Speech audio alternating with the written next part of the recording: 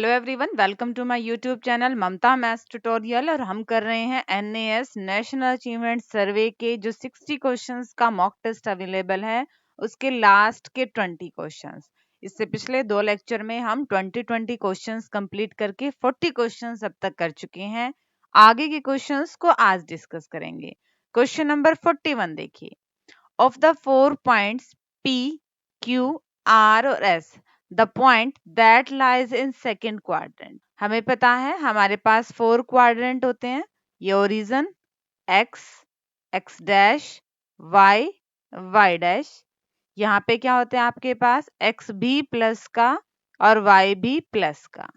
यहाँ पे आपके पास X माइनस का होता है, Y प्लस का होता है। यहाँ पे दोनों ही माइनस के होते हैं।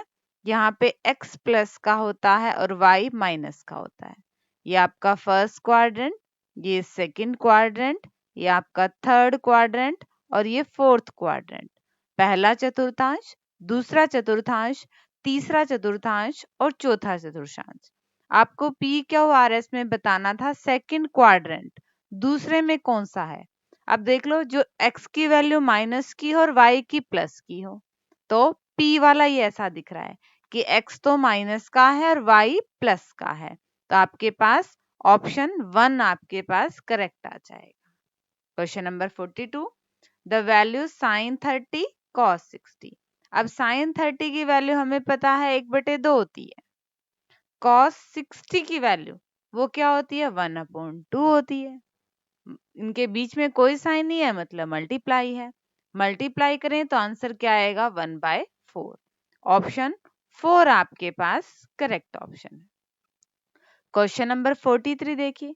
थीटा अगर 30 डिग्री है तो आपने 2 sin थीटा cos थीटा की वैल्यू निकालनी है। तो 2 sin थीटा की वैल्यू 30 डिग्री, cos थीटा की वैल्यू 30 डिग्री। 2 sin 30 का मान हमें पता है 1/2 होता है और cos 30 का मान हमें पता है √3/2 होता है। 2 से 2 कैंसिल आउट, क्या आया, √3/2। ऑप्शन 1 आपके पास करेक्ट ऑप्शन है। OMR पे आप ऑप्शंस को सर्कल को सही से अच्छे से डार्क करेंगे। अब देखते हैं question number 44। Question number 44, the radius of a circle whose circumference, जिसकी परिधि एंड एरिया क्षेत्रफल आर न्यूमेरिकल इक्वल इज। ये देखो क्या कर रहा है, किसी भी सर्कल की सरकमफ्रेंस, परिधि का फॉर्मूला क्या होता है 2πr, और सर्कल वृत्त का एरिया क्षेत्रफल क्या होता है हमारे पास πr²। तो आपने क्या बताना है कि रेडियस r क्या होगी, तो हम पाई से पाई काट दें। ठीक है, r 2 बार है, यहाँ पे r है, एक बार कैंसिल आउट हो गया। r की वैल्यू क्या है 2 यूनिट्स। ऑप्शन सेकंड आपके पास करेक्ट ऑप्शन है। सिंपल ही था, हमारे पास सरकमफ्रेंस और एरिया में इक्वल दे रखा था, परिधि और क्षेत्रफल, तो हमने परिधि और क्षेत्रफल के फॉर्मूलाज को बराबर रख लिया और हमारे पास r की सीधी सीधी वैल्यू आ गई है। Question number 45, the radius of the base of the cone is 6 centimetre and the height of 8 centimetre. यहाँ बात हो रही है कौन की, शंकु की। शंकु की हाइट तो है 8 और रेडियस कितनी है 6। आपने निकालना है कर्ड सरफेस एरिया। फॉर्मूले हमें बच्चे बहुत अच्छे से आने चाहिए। कौन का कर्ड सरफेस एरिया, शंकु का वक्र पृष्ठ क्षेत्रफल का फॉर्मूला होता है πr/l।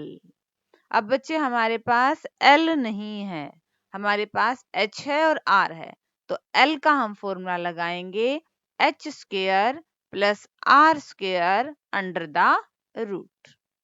H का मान कितना है 8, R का मान कितना है 6। हल करें, 8 की 8 से गुना, 6 की 6 से गुना, ऐड करें 100 और 100 का स्क्वायर रूट क्या हो गया 10। ये हमारे पास L की वैल्यू आ गई।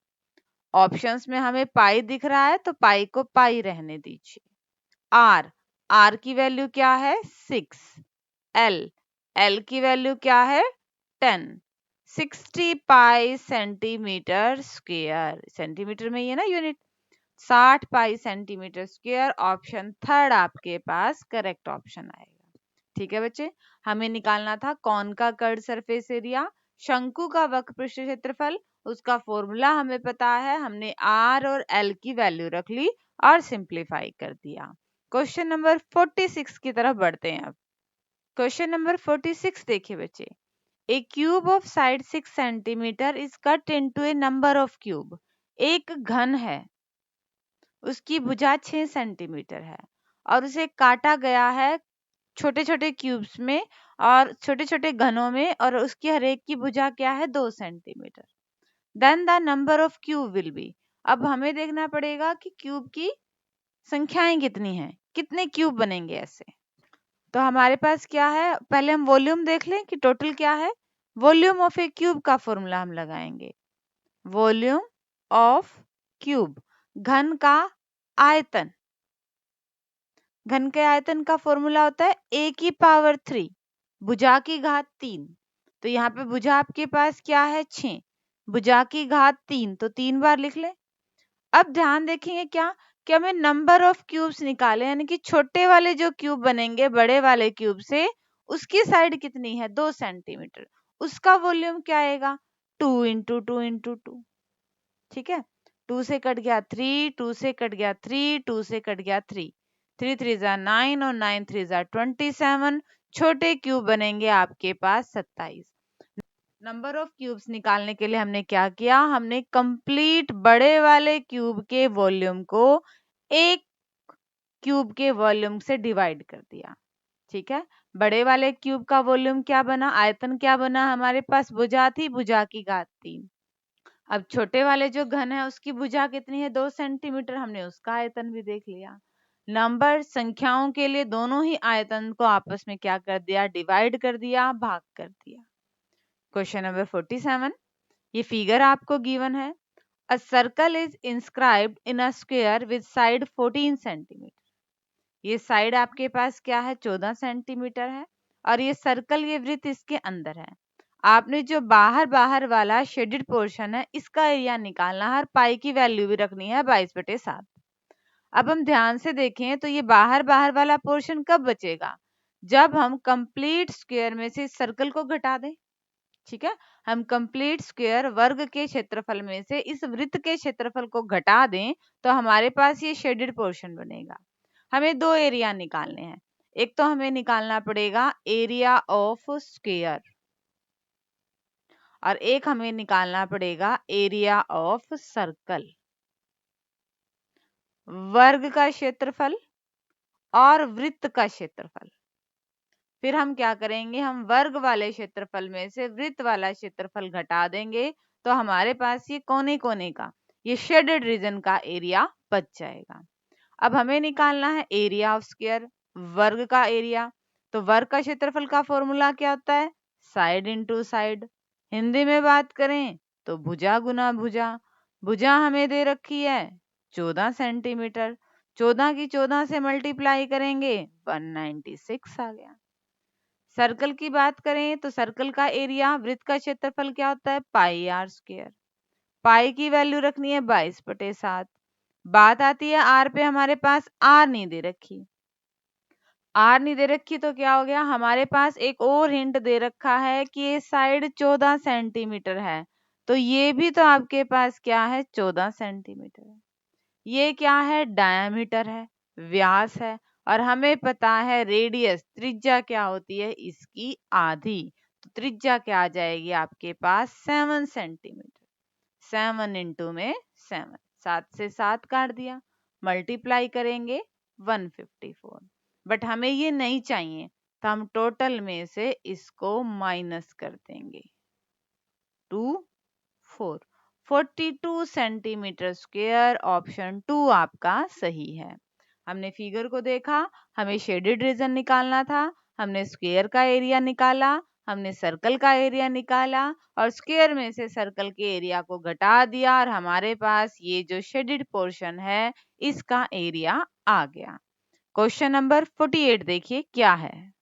Question number 48, the radii of two cylinders are in the ratio 2:3। दो सिलेंडर, दो बेलन की त्रिज्याओं का अनुपात इतना है। ठीक है। तो हम दो बेलन R1 और R2, इनका रेशियो क्या है आपके पास 2/3 है।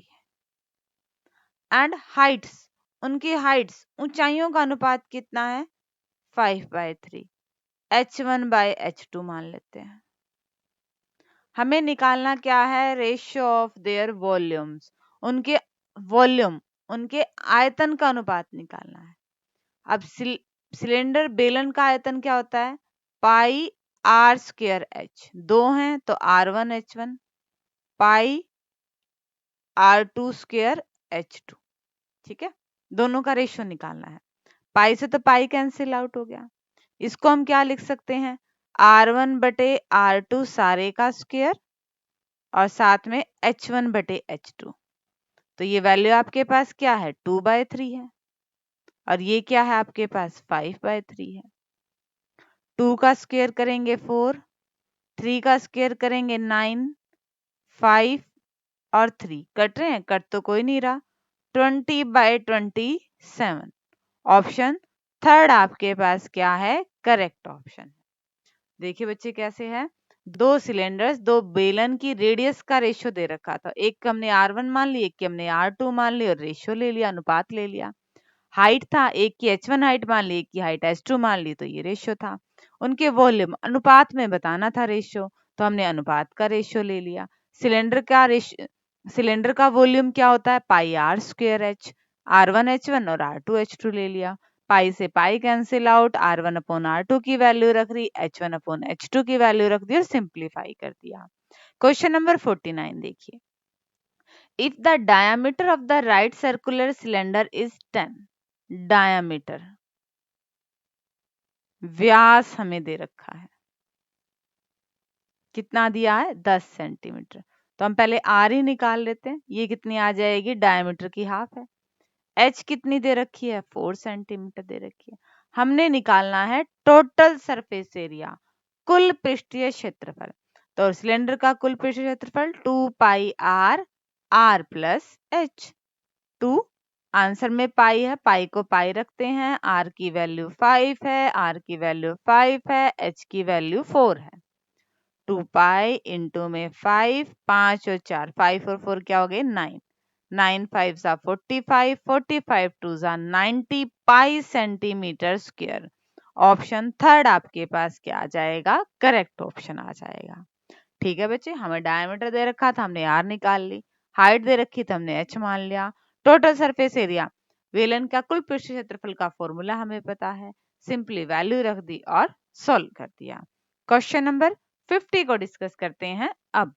Question number 50, the side of A solid metallic cube is 44 centimetre. एक क्यूब है और उसकी साइड भुजा दे रखी है हमें, कितनी 44 centimetre. It is melted to form small spherical solid balls of radius 2 centimetre. इसको पिघला दिया और बोल्स बना दी, ठीक है, स्फीरिकल गोलियां बना दी और रेडियस क्या है 2 है। The number of balls is, आपने बताना है कि इससे इतनी कितनी गोलियां बनेंगी, पाई की वैल्यू भी रखनी है। अभी अभी हमने किया कि नंबर्स निकालने के लिए हम क्या करेंगे, कंप्लीट वॉल्यूम को जिसकी संख्याएं निकालनी है उसके एक के वॉल्यूम से डिवाइड कर देंगे। तो पहले हम क्यूब का वॉल्यूम निकाल लें, वॉल्यूम ऑफ क्यूब, घन का आयतन, ये होता है a की पावर 3, भुजा की घात 3 और भुजा हमारे पास क्या है 44। इसको ऐसे रखते हैं, मल्टीप्लाई नहीं करते क्योंकि बाद में डिवाइड में जो कटेगा वो कट जाएगा। नेक्स्ट क्या आपके पास आर है 2 सेंटीमीटर की, आपने क्या निकालना है, अब इसका वॉल्यूम भी देखना पड़ेगा। स्फीयर का वॉल्यूम क्या होता है 4/3 पाई आर क्यूब, 4/3 पाई की वैल्यू हमने रखनी है 22/7 और आर कितनी बार है आपका 3 बार। कट रहा है, कट कहीं नहीं रहा। अब हम क्या करते हैं ऊपर ऊपर की मल्टीप्लाई कर देते हैं, नीचे नीचे की मल्टीप्लाई कर देते हैं। 2 दूनी 4, 4 दूनी 8 और 8 चौके 32। और 22 की मल्टीप्लाई। 4 6 4 6 4 704। 704 बटे में 21। अब हमने क्या करना है, कंप्लीट जो हमारा वॉल्यूम था ना उसको एक बॉल के वॉल्यूम से भाग करना है। 704 बटे 21 से भाग करना था तो ये पलट जाएगा और क्या बनेगा, 21 बटे 704। अब ये कटता है तो किसी से काट दीजिए, 2 से ही काटते हैं। 352, 2 से काटा 22, 11 से कट रहा है, 11 दूनी 22, ये 32 पे। 2 से कट रहा है 16 पे, 4 से कट रहा है 11 पे, फिर 4 से कट रहा है 11 पे। तो आपके पास बचा 11, 11 और 21। 11 और 11 की गुना तो 121 और फिर 21 की ओर कर दो। 121, 2 4 2, 1 4 5 2, 2541। ऑप्शन थर्ड आपके पास करेक्ट ऑप्शन आ गया। बच्चे कैलकुलेशन ही ज्यादा है, मुश्किल नहीं है। देखिए दोबारा से, एक तो क्यूब दिया हुआ था, घन दिया हुआ था, तो घन का वॉल्यूम निकाल लिया। ठीक है, एक स्फेरिकल बॉल दी हुई थी, गोलाकार एक बॉल दी हुई थी, रेडियस थी, तो उसका भी वॉल्यूम निकाल दिया। ठीक है, संख्या निकालनी थी तो बड़े वाले वॉल्यूम को एक गोली के वॉल्यूम से भाग कर दिया, जितना कट रहा था काट दिया, जो बचा उनकी मल्टीप्लाई कर दी और हमें थर्ड जो ऑप्शन था वो हमें आंसर के रूप में मिल गया। क्वेश्चन नंबर 51 देखिए, the following numbers are written in an ascending order, कि ये नंबर आपके पास असेंडिंग ऑर्डर बढ़ते क्रम में लिखे हुए हैं। If the median of the data is 24, अगर माध्यिका, अगर इनका बीच का अंक क्या है, 24 है, अगर इनकी माध्यिका 24 है तो आपने x की वैल्यू निकालनी है। बीच का ढूंढे, 1 2 3 4 5 6 7 8 9 10। 10 है, 10 का आधा करेंगे 5, अभी तो 2 टर्म आएंगी, 1 2 3 4 5। यहाँ से तो फिफ्थ टर्म 21 बन रही है, 1 2 3 4 5, यहाँ से फिफ्थ टर्म ये बन रही है। तो दोनों ही टर्म को जोड़ के और 2 से भाग कर देते हैं। ये हमारा माध्यिका निकालने का, मीडियन निकालने का तरीका है। अगर आपको बीच में एक टर्म मिल रही है तो वही आंसर हो गया, बट अगर बीच की 2 टर्म्स आपको मिल रही हैं तो दोनों को जोड़ के 2 से भाग कर दो। ये आपको कितना दे रखा है, 24 दे रखा है। सॉल्व करें, 21 में से 13 गए 8, प्लस में 2x, और ये 2 डिवाइड में है, दूसरी साइड जाएगा मल्टीप्लाई, गुना करेंगे तो 48, प्लस का 8 है, दूसरी साइड जाएगा माइनस का, ये बनेगा 40, और यहां से हमारे पास x की वैल्यू क्या आ गई है, 20। मोस्ट इंपोर्टेंट स्टेप आपके पास ये वाला है। देखिए, अगर संख्याएं आपके पास ओड हैं तो उसमें एक जोड़ के आपको सीधा ही बीच के अंक मिल जाएगा, बट जब इवन नंबर हैं, जैसे कि 10 थे, तो 10 का आधा हम करें तो 5 बनता है। अब पांचवी टर्म, दोनों तरफ से पांचवी टर्म आपको अलग अलग मिलेगी, तो दोनों को जोड़ के आप 2 से भाग कर देंगे, और ये आपको ऑलरेडी 24 दे रखा था। रिमेनिंग सिंप्लीफिकेशन है और हमारा आंसर मिल गया। क्वेश्चन नंबर 52 को डिस्कस करते हैं। क्वेश्चन नंबर 52 देखिए, the sum of first 20 even natural numbers is equal to k times the sum of first 20 odd natural numbers, then k is equal to. तो हम पहले sum of first 20 even natural numbers निकालें। 2 plus 4 plus 6 से लेकर हमारे पास 20 कहाँ तक बनेंगे, 40 तक बनेंगे।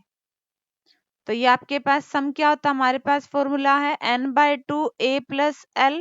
ये क्यों लगाएंगे, क्योंकि ये एपी बनेगी, साफ साफ इवन नेचुरल नंबर है ना, तो सबका डिफरेंस सेम है, ये एपी बनेगी।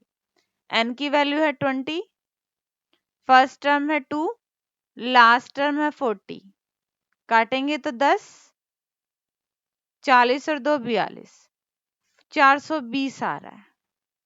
ठीक है, अब हम करते हैं sum of first 20 odd natural numbers, तो 1 से लग जाते हैं, 1 3 5, ये कहाँ तक जाएगा आपके पास?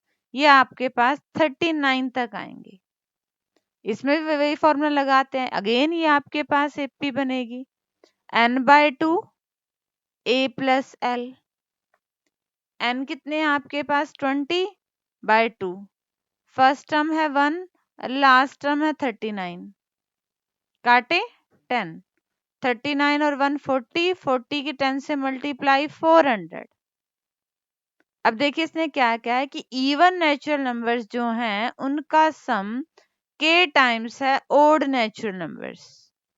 तो मल्टीप्लाई में इधर जाएगा, डिवाइड में इधर ले आते हैं, तो k की वैल्यू क्या बनेगी आपके पास? 420 अपॉन में 400। 0 से 0 कैंसिल आउट हो गया, ये 2 से कट सकता है। 21 अपॉन में 20। ऑप्शन 4 आपके पास करेक्ट ऑप्शन आए हैं। देखिए बच्चे क्वेश्चन थोड़ा सा घुमा के दे रखा था आपको, पहले 20 इवन नेचुरल नंबर्स का जोड़ करना था। अब हमें साफ साफ दिख रहा है कि पहले 20 इवन नेचुरल नंबर यही होंगे और इनका सम निकाला तो ये आया 420। फिर sum of first 20 odd natural number, वो भी यही होंगे, इनका सम निकाला तो आया 400। बट कंडीशन क्या दे रखी थी कि जो 420 है ना वो किसके बराबर है? के टाइम 400 के बराबर है। हमें के की वैल्यू निकालनी थी, मल्टीप्लाई में था तो डिवाइड में आ गया और काट के आंसर क्या आया? 21 अपॉन में 20। क्वेश्चन नंबर 53 देखिए, arcs of two congruent circles subtend angle of 60 degree and 20 degree at their respective centers, the ratio of length of corresponding arc is। बच्चे वैसे 11th क्लास का क्वेश्चन है बट देख लीजिए कैसे है।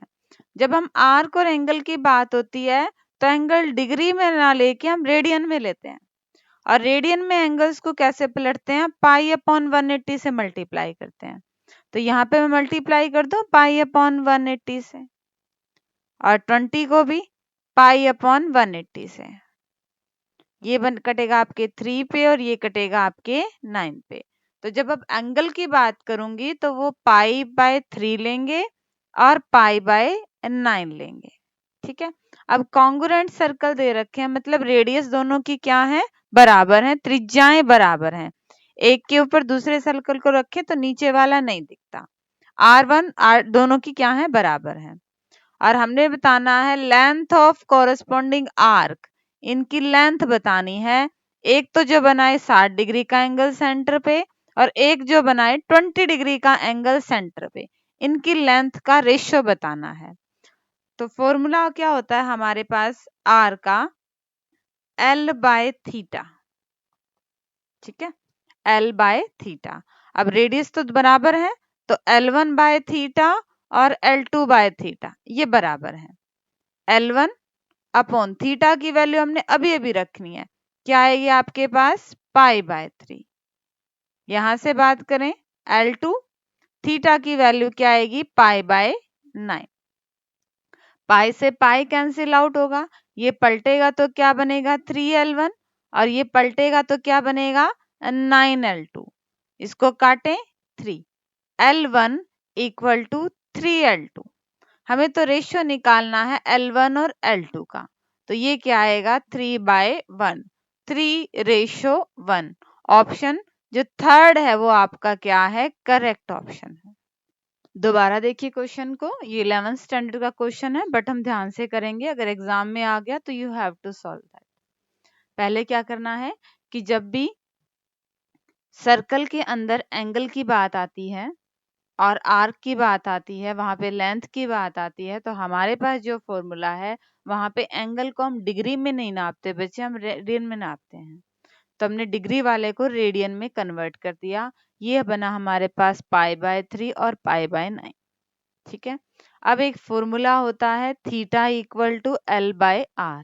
यहाँ से हमने आर का फॉर्मूला निकाल लिया L बाय थीटा। तो L1 और L2 आर की लेंथ तो अलग अलग है, और थीटा एक बार हमारे पास क्या था? पाई बाय 3, वो वैल्यू रख दी, और दूसरी बार थीटा क्या था? पाई बाय 9, वो वैल्यू रख ली। पाई से पाई कैंसिल आउट हो गया, ये आपके पास क्या बनेगा? 3L1। ये आपके पास क्या बनेगा? 9L2। सिंप्लीफाई करेंगे, हमें तो रेशो चाहिए, रेशो क्या आ गया 3:1। ठीक है, क्वेश्चन नंबर 54 की तरफ बढ़ते हैं कि क्या पूछ रखा है। क्वेश्चन नंबर 54 देखिए, ये फिगर आपको गिवन है, सर्कल है, वृत्त है, ओ सेंटर है, केंद्र है, डायमीटर 34 है, पूरा ये आपके पास डायमीटर कितना दे रखा है 34 सेंटीमीटर व्यास दे रखा है। ए बी ये लेंथ आपके पास 30 है, ये परपेंडिकुलर है, 90 डिग्री का एंगल है। आपने निकालना है ओ सी, हमें 90 डिग्री का एंगल मिल रहा है, तो हम लगाएंगे Pythagoras theorem. Pythagoras theorem, hypotenuse का स्क्वायर इक्वल टू बेस का स्क्वायर प्लस परपेंडिकुलर का स्क्वायर। हाइपोटेन्यूज होती है 90 डिग्री के सामने वाली साइड, इस ट्रायंगल में ये तो ए हो, ए ओ का स्क्वायर, बेस, बेस क्या है ए सी, और परपेंडिकुलर क्या है आपके पास ओ सी, ये है। अब लंबाइयां देखते हैं क्या है। ए ओ, क्या हमें ए ओ पता है? हमें बिल्कुल ए ओ पता है, पूरा जो डायमीटर है, व्यास है, ये 34 डिग्री का है, तो ये तो रेडियस बनी ना, इसकी आधी कर दो 17। हमें निकालना क्या है, हमें ओसी निकालना है, यानी कि हमें एसी की वैल्यू भी चाहिए। अब एसी कैसे निकलेगी, ए बी हमारे पास कंप्लीट कितनी है 30 है, ये एसी आधी होएगी। अब एसी आधी क्यों होएगी, इसका भी रीजन है। अगर हम इसको मिलाएं कंस्ट्रक्शन से, तो हमारे पास ये दो ट्रायंगल्स बनेंगे और ये दोनों कॉन्ग्रुएंट होंगे बच्चे। एओ ओ बी बराबर है, रेडियस है, ओ सी कॉमन है, एंगल 90 डिग्री के हैं, होगी कॉन्ग्रुएंट। कॉन्ग्रुएंट होगी मतलब इसकी ये साइड और इसकी ये साइड क्या है, बराबर है। कंप्लीट 30 की है, तो ये बची हमारे पास 15 की। अब निकाल दें हम, 17 को 17 से गुना करेंगे 289, 15 को 15 से गुना करेंगे 225, इधर ले आए घटाइए, 9 में से 5 गए 4, और यहाँ पे 8 में से 2 गए 6, 64 equal two O C square. हमें तो ओ सी निकालनी है, 64 का स्क्वेयर रूट क्या बनेगा 8, ऑप्शन सेकंड आपका करेक्ट ऑप्शन है। ठीक है बच्चे, सिंपली हमें 90 डिग्री का एंगल दे रखा था, हमें राइट एंगल ट्राइंगल मिली और हमने पाइथागोरस प्रमेय लगा दी। पाइथागोरस प्रमेय लगाते ही हमारे पास जो रिजल्ट था वो आ गया। क्वेश्चन नंबर 55, ये गिवन फिगर आपको दे रखी है, अगेन ओ सेंटर है, ए ओ बी 90 डिग्री का है, ये सेंटर पे 90 डिग्री का एंगल बन रहा है। ठीक है, ए बी सी ये छोटा वाला एंगल इतना सा, ये 30 डिग्री का है। आपने क्या निकालना है, सी ए बी ये वाला एंगल निकालना है। अब देखो ये हमारे पास ट्राइंगल है एबीसी, ट्राइंगल के तीनों एंगल्स का जोड़ कितना होता है 180। ये एंगल हमें दे रखा है, ये तो हमारे पास 30 डिग्री का है, हमें ये निकालना है। अगर ये पता लग जाए तो निकल जाएगा ना ये वाला। अब देखिए ये कैसे आएगा, हमने एक रिजल्ट पढ़ा था, एक आर्क जो सेंटर पे एंगल बनाती है और एक आर्क जो बाकी हिस्से में एंगल बनाती है सर्कल के, सेंटर वाला बाकी हिस्से से डबल होता है। अब ध्यान से देखिए कि ये आर्क सेंटर पे कितने डिग्री का एंगल बना रही है 90 का, और यही आर्क बाकी हिस्से में एंगल बना रही है, तो ये कितने डिग्री का हो जाएगा 45 डिग्री का। और जैसे ही हमें एंगल मिल गया 45 डिग्री का, हम ये एंगल निकाल सकते हैं। त्रिभुज के तीनों कोणों का जोड़, sum of angles of a triangle क्या होता है 180। 180 में से इन दोनों का जोड़ घटा दो 75 डिग्री, वो बचेगा 105 डिग्री। ऑप्शन नंबर सेकंड आपका करेक्ट ऑप्शन है। ठीक है बच्चे, दोबारा देख लीजिए, हमें एंगल सेंटर पे 90 डिग्री का दे रखा था, एक आर्क जो केंद्र पे एंगल बनाती है और बाकी हिस्से में बनाती है, तो सेंटर वाला डबल होता है। ये 90 का था, ये तो 45 का मिल गया। ये 30 का दे रखा है, ये निकालना था। त्रिभुज के तीनों कोनों का जोड़ 180 होता है, इन दोनों को जोड़ के 180 में से माइनस कर दिया। क्वेश्चन नंबर 56 देखते हैं क्या पूछ रखा है। क्वेश्चन नंबर 56, ये फिगर आपको गिवन है, ए बी और C D are towers of height H1 और H2। ये टावर है, एक की ऊंचाई h1 है और एक की ऊंचाई h2 है। ओ मिड पॉइंट है इस पूरी लाइन का। ये 30 डिग्री का एंगल बना रहा है, ये 60 डिग्री का एंगल बना रहा है। आपने हाइट्स का रेशियो निकालना है बच्चे, ये दोनों बराबर हैं। हम यहाँ पे यूज करेंगे चैप्टर 9 का। देखिए इस ट्रायंगल में हम पहले बेस निकालेंगे, एओ निकालेंगे, और हाइट की बात हो रही है। फॉर्मूला वो वाला लगाएंगे जिसमें परपेंडिकुलर और बेस की बात हो। परपेंडिकुलर अपॉन में base equal to tangent theta. यहाँ पे परपेंडिकुलर क्या है h1, बेस क्या है AO equal to tangent, angle कितने डिग्री का है 30 डिग्री का, h1 अपॉन में AO, टेंजेंट 30 की वैल्यू 1 अपॉन में √3। यहां से आप AO की वैल्यू निकालिए √3h1। ठीक है, सेम काम हम दूसरे ट्रायंगल में करेंगे। परपेंडिकुलर और बेस, लंब और आधार। परपेंडिकुलर आपके पास h2 है, आधार आपके पास OC है, एंगल 60 डिग्री का बन रहा है, टेंजेंट 60 मतलब √3। आर पार गुना कीजिए, √3 OC बराबर h2। बट हमें तो OC की वैल्यू निकालनी है, गुना में है, दूसरी साइड में क्या चला जाएगा, भाग में। अब ध्यान से देखिए, क्वेश्चन में हमें कह रखा है कि ए और OC क्या है, बराबर है। मिड पॉइंट दे दिया, तो मतलब ये दोनों वैल्यूज क्या हैं, बराबर है। √3h1 इक्वल टू h2 बटे में √3। तो क्या किया, √3 और √3 की गुना √9 और 9 का रूट क्या होता है 3। ये आ गया। बट हमें क्या निकालना है, हमें रेशियो निकालना है h1 और h2 का। तो h1 h2 को यहाँ ले आए और 3 मल्टीप्लाई में था, दूसरी साइड में गया डिवाइड में, तो इनका रेशियो क्या आ गया 1:3। ऑप्शन 4 आपके पास करेक्ट ऑप्शन मिल गया। अगेन बच्चे क्वेश्चन घुमा के दे रखा था, थोड़ा लेंथी था, बट हमें जो आता है, हमने जो पढ़ा है, यूज उसी का ही किया है।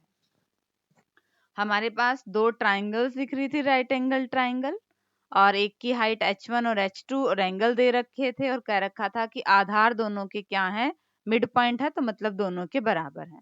हमने फॉर्मूले लगाए ट्रिग्नोमेट्री के, जिसमें बेस और परपेंडिकुलर का यूज हो रहा था। एक ट्राइंगल से हमने AO की वैल्यू निकाली, दूसरे ट्राइंगल से हमने OC की वैल्यू निकाली, और क्योंकि ये दोनों हिस्से बराबर हैं, तो दोनों को बराबर रख के हमने क्या कर दिया, h1 और h2 का रेशियो निकाल दिया।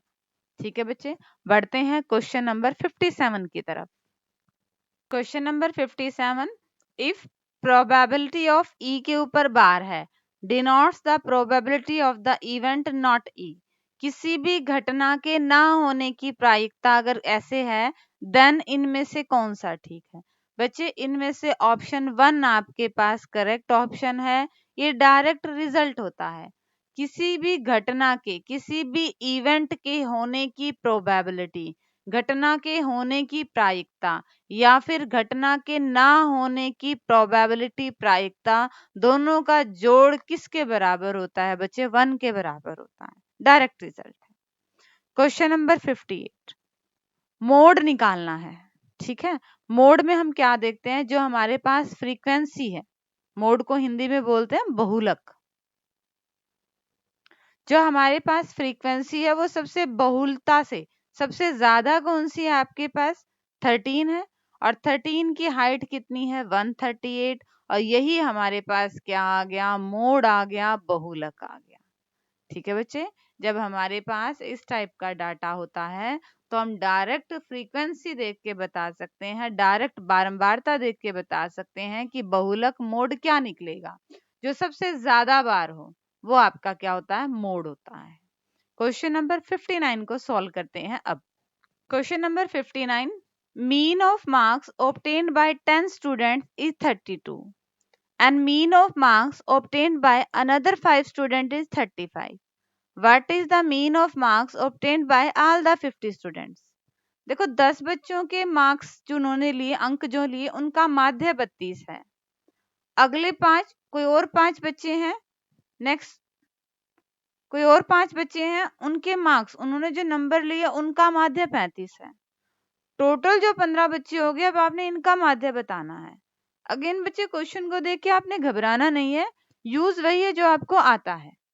1 बाय 1 चलते हैं। 10 स्टूडेंट्स का मीन माध्य है 32, तो मैं ले लूं x1 plus x2 plus x3 से लेकर x10 तक। माध्य निकालने तो मैंने जोड़ दिया, हैं कितने ये 10 ही है, और ये कितना दे रखा आपके पास 32। ये डिवाइड में है, दूसरी साइड जाएगा मल्टीप्लाई में, तो x1 प्लस x2 से लेकर x10 तक सबका जोड़ मुझे मिल गया, कितना है 320 आ गया। अब मैं अगले 5 बच्चों की बात करूं, 11 से लगा लेते हैं, x11 x12 से लेकर x15 तक। ये 5 बच्चे हैं तो 5 से भाग करूंगी, इनका मीन माध्य क्या आपके पास 35 है। यहाँ पे भी 5 डिवाइड में है, दूसरी साइड जाएगा तो क्या आ जाएगा मल्टीप्लाई में। मल्टीप्लाई करें 5 से 175 आएगा। हमें निकालना है टोटल 15 स्टूडेंट्स का मीन माध्य, मतलब पहले हमें 15 स्टूडेंट्स के अंकों का जोड़ चाहिए। 10 स्टूडेंट्स के अंकों का जोड़ ये है, अगले 5 स्टूडेंट्स के अंकों का जोड़ ये है, तो 15 के लिए इनको जोड़ दूं, इनका टोटल बनेगा आपके पास 495, 495। बट अब स्टूडेंट्स कितने हो गए 15 हो गए, तो मीन के लिए 15 से डिवाइड कर दें इसको, किस पे जाएगा 345, बच गए 4 और 345, 33। ऑप्शन थर्ड आपके पास करेक्ट ऑप्शन आ गया। देखिए बच्चे, पहले 10 स्टूडेंट्स का मीन 32 था, यही दे रखा है, 10 स्टूडेंट्स के अंक जोड़े, 10 से ही भाग दिया और ये 32 है, और यहां से सॉल्व किया तो हमें पहले 10 स्टूडेंट्स के अंकों का जोड़ मिल गया। नेक्स्ट 5 स्टूडेंट्स, 5 स्टूडेंट्स लिए, मीन का फॉर्मूला लगाया, ये 35 दे रखा है, तो यहां से 5 स्टूडेंट्स के अंकों का जोड़ मिल गया। मीन निकालना है 15 स्टूडेंट्स का, तो टोटल 15 स्टूडेंट्स के अंकों का जोड़, मीन के लिए माध्य के लिए 15 से ही भाग कर दिया और हमारा आंसर आ गया। क्वेश्चन नंबर 16 देखिए, एक बैग में रेड बॉल, लाल बॉल कितनी है 4 है, ग्रीन हरे रंग की बॉल कितनी है 5 है, ब्लू नीले रंग की बॉल कितनी है 6 है। एक बॉल निकालनी है। The probability that the drawn ball is not green, भाई ग्रीन नहीं होनी चाहिए, तो ग्रीन को हटा दो ना, बाकी कितनी बच गई है 10, और टोटल कितनी है 15। ये प्रोबेबिलिटी प्रायिकता निकालने का तरीका है, जो हमसे पूछ रखा है वो बटे में टोटल। तो हमसे कहा था कि ग्रीन ही आनी चाहिए, तो हमने ग्रीन को छोड़ दिया और टोटल नीचे कर दिया। अगर ये कटती हैं तो इन्हें काट दीजिए, 5 से कटेगा 2/3। ऑप्शन सेकंड आपके पास करेक्ट ऑप्शन है। ठीक है बच्चे, तो इसी के साथ हम अपने मॉक टेस्ट के 60 के 60 क्वेश्चंस को रिवाइज कर चुके हैं। होप कि आपको ये सारे क्वेश्चन अच्छे से समझ में आ गए होंगे। डिस्क्रिप्शन में उनका सॉल्यूशन भी मैं जल्दी आपको अवेलेबल करा दूँ। टाइप की और वीडियोस के लिए मेरे चैनल को लाइक कीजिए, शेयर कीजिए, सब्सक्राइब कीजिए। Thank you.